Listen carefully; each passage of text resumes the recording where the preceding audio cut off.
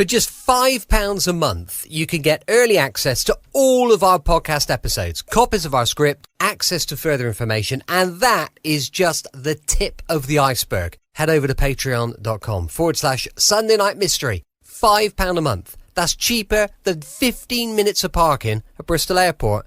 Yeah, I know, it's crazy, isn't it?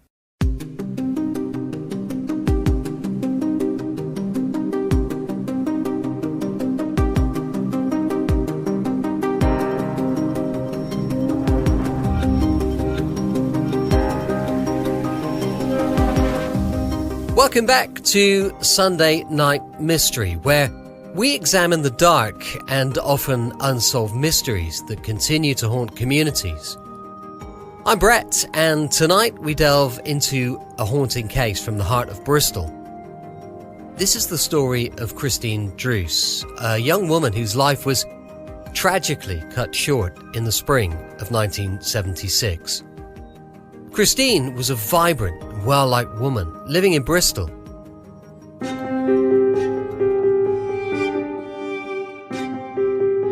She was last seen alive in March of 1976, leaving a local establishment, the Moulin Rouge, at 72 Worrell Road in Clifton. Known locally as the Moulin, the Moulin Rouge occupied a former swimming pool off White Ladies Road. The swimming pool was boarded over to form a huge dance floor, making it one of the largest clubs in Britain. Christine Druce's story begins in a city brimming with history. The location that would later become central to her tale had a storied past. Since 1934, the site had served various roles, from a sports venue to a bingo club. And by 1962, it had transformed into a dance club. By 1966, the establishment had taken on a new identity as Leicester's, a striptease club. Later that year, in September, the owners expanded their venture, opening the Moulin Rouge at the rear of Leicester's, a discotheque. The late 1960s were a time of notoriety for these establishments, with the infamous Cray twins reported to be regular visitors. The colourful history set the stage for the events that would unfold a decade later. It was in this environment that Christine Druce's life came to a tragic end. In March of 1976, Christine was last seen alive leaving the Moulin. She was well liked and said to be in good spirits as she left the club. However, the next day, Christine did not return home, and concern quickly grew among her friends and family. Days turned into weeks, and despite efforts to locate her, there was no sign of Christine. Her disappearance left the community anxious and desperate for answers. Days turned into weeks with no sign of Christine. Her family and friends were left in a state of anguish, their worry growing with each passing day. The search for Christine was intense, but it wasn't until April that her body was found drowned in the Bristol City docks. The news of her death was a devastating blow.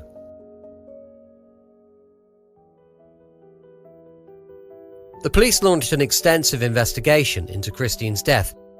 They interviewed numerous witnesses and scoured the area for clues.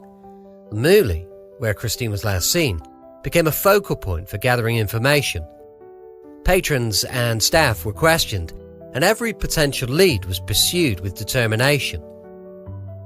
Despite their efforts, the investigation faced significant challenges. The time that had elapsed between Christine's disappearance and the discovery of her body made it difficult to gather concrete evidence. The murky waters of Bristol docks offered few clues, and the circumstances of her death remained shrouded in mystery. As the investigation continued, several theories emerged. Some speculated that Christine's death was a result of a tragic accident, while others believed that foul play was involved. The police examined every possibility, but the lack of definitive evidence made it difficult to draw any firm conclusions. Christine's family and friends were left grappling with the loss of a loved one and the uncertainty surrounding her death.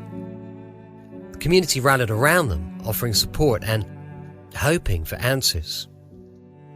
Despite the best efforts of the investigators, the case of Christine Druce's death eventually went cold.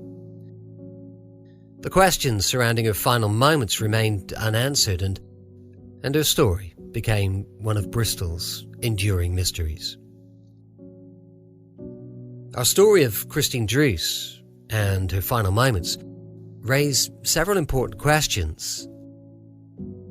Christine was last seen leaving the Moulin Rouge club in high spirits. What happened between that moment and her tragic death? While some speculate that Christine's drowning was an accident, others believe there was foul play involved. But what evidence, if any, supports either theory? With weeks passing between her disappearance and the discovery of her body, what specific obstacles did the police face in gathering evidence? And who, if anyone, saw Christine after she left the club? Were there any additional witnesses who could provide insights into Christine's final moments?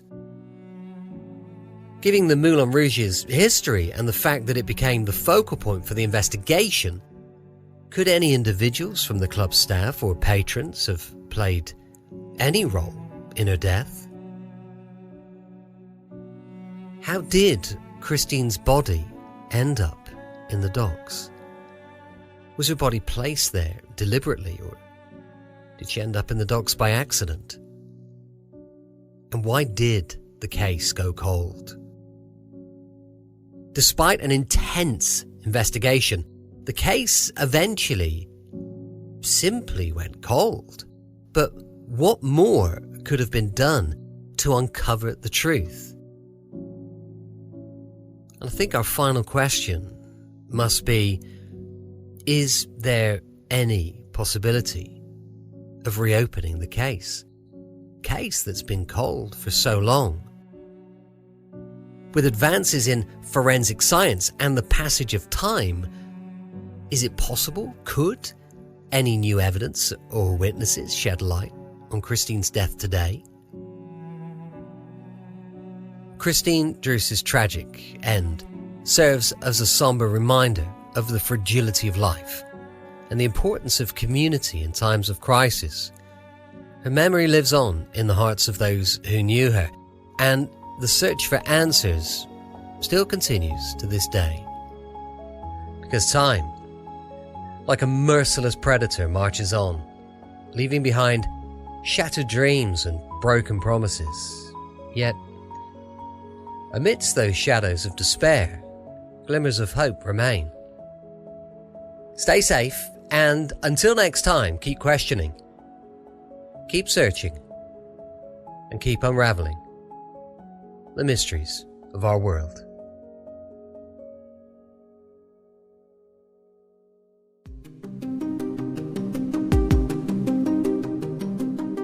Join us next time as we delve into another chilling mystery that continues to confound investigators and haunt communities.